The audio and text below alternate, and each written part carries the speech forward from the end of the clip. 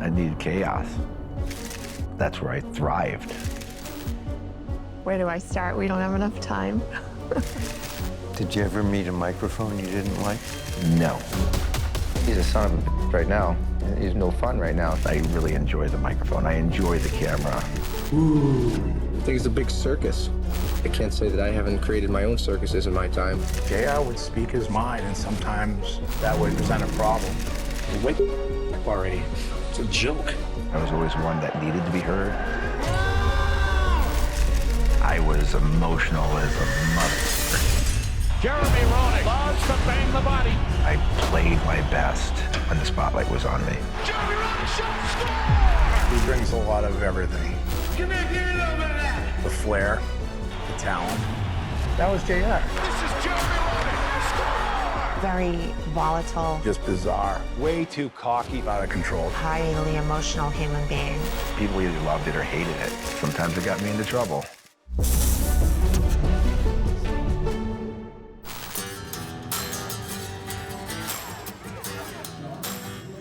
What's up, man? What's your name? Robert. Oh my gosh, I love you guys for that. Do you play? Yeah. What position? All offense. That a boy. It's summer of 2024. Jeremy Roenick is greeting fans in Chicago cottage country. Thank you for Chatting, doing that. laughing, mingling. That boy. Basically being JR. Hi, Mom. I just love you so You have much. an amazing, amazing daughter. My relationship with fans everywhere was really, really strong, and it started in Chicago. Come on, we all know to know Jeremy is to love Jeremy, right? What's up? Are you gonna pay me for something? Oh, you guys can sign the Oh, you're not paying me for it? Okay, all right, I'll sign it. I think people noticed that I cared about the people who paid their prices for tickets, that come to the arena to watch. I think they appreciate the way that I played. I put everything on the line. Now, granted, Mike Keenan made me do that. Roenick entered the NHL as a scrawny prep school kid. And Blackhawks coach Mike Keenan demanded something more. Something Roenick didn't know he had. Either I am going to start being a hitter and doing what Mike Keenan tells me to do, or maybe this is not the job for me. And then I just went after it. And turned myself into a human torpedo. Jeremy Roenick through his body. Leading on net to the line. Oh, was he leveled by Roenick? Mike Keenan is molding Jeremy Roenick just the way that he likes. I think came into the league at 160, 165, but he played like he was 225. Jeremy Roenick had a full head of steam. He was fearless. He would take on anybody, and then he would score the big goal for you. It was reinventing and growing, like a snowball going down a mountain, and he couldn't stop it. He reveled in the noise, the attention, the growing notoriety. His nickname, Hollywood. He has room, walks right in. He shoots, he scores! A hat trick for Jeremy Roenick. Was being JR superstar a hall pass? For sure. You get so many fringe benefits out of that.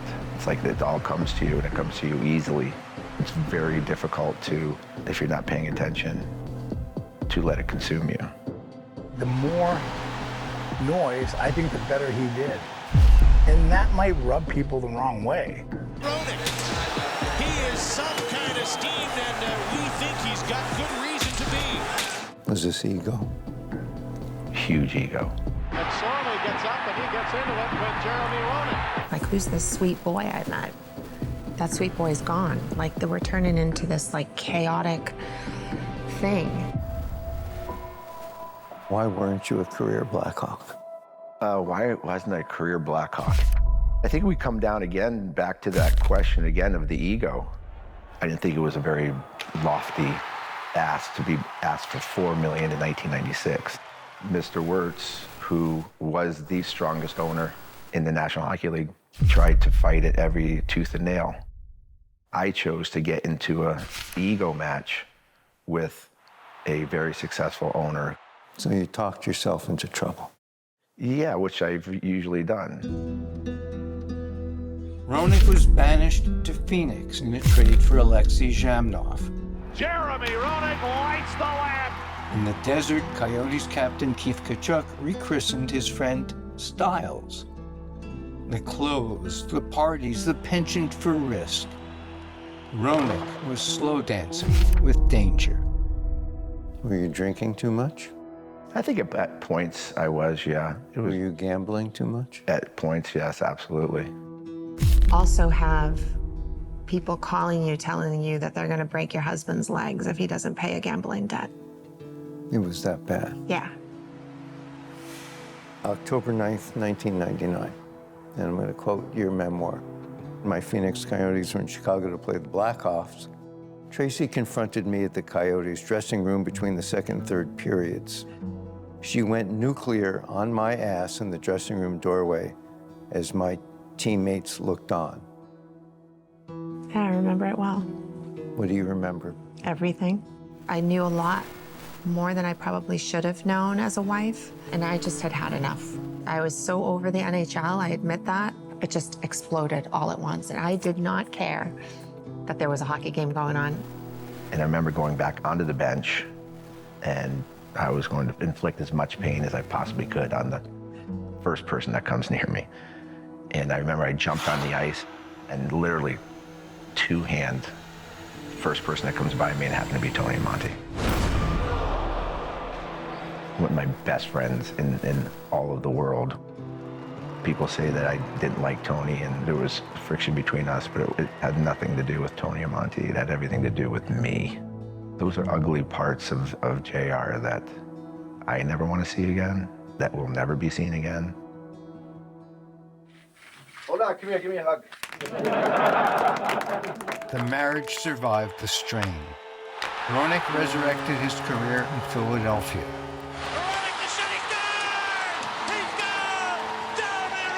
But couldn't fulfill his Stanley Cup vow.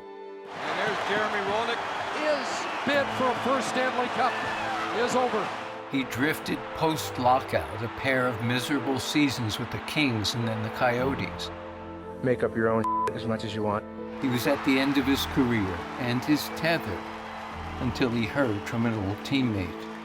Now I'm realized I've reached a point where my attitude, my career, my reputation is now at an all-time low. In the last couple of years, the media has written him off. Some fans have written him off as, he's a joke, he's done.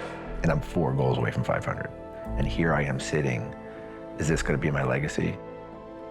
And I remember diving into a mental depression. Were you concerned with his mental health? For sure. I always was. Who signed you and why?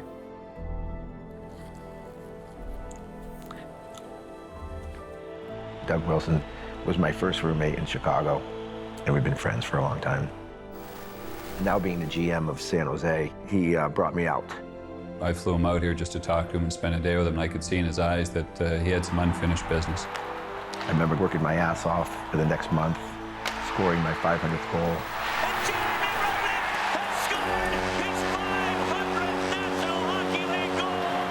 Doug Wilson gave me the true honor of retiring with respect and probably saved me from going into a life that I was probably not going to survive.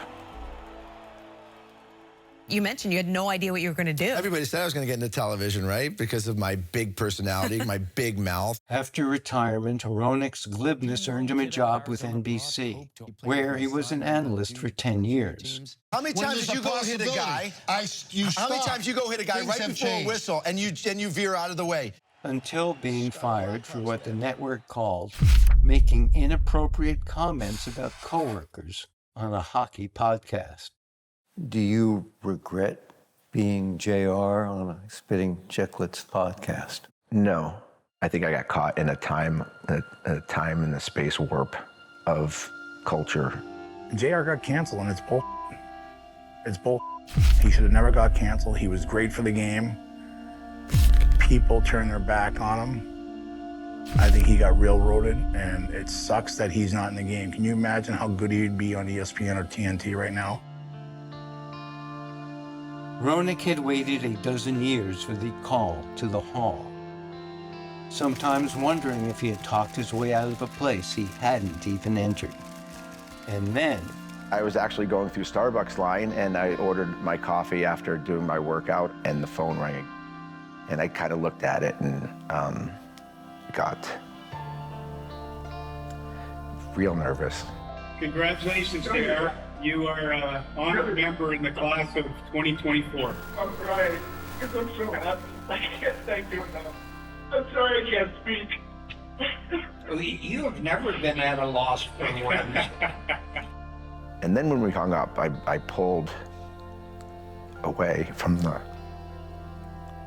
window, and I just sat there and I just like screamed in the middle of my car, and I'm like, it's about time. And then I picked up the phone and called my wife. What role did Tracy play in this? Everything. There's no question who the real Hall of Famer is. It's not easy being married to somebody like me. When he talks about like closure with his career and closure on a life that maybe had bumps and bruises beyond all the spectacular things, this is going to be just the thing that is just going to make him just be like, you know what, I'm good. This Hall of Fame nod really closes the door on a great career, Jeremy Roenick. a controversial career, Jeremy Reckless Roenick, you could call him. a life that was both positive and negative, but a life that's going to stay in the past.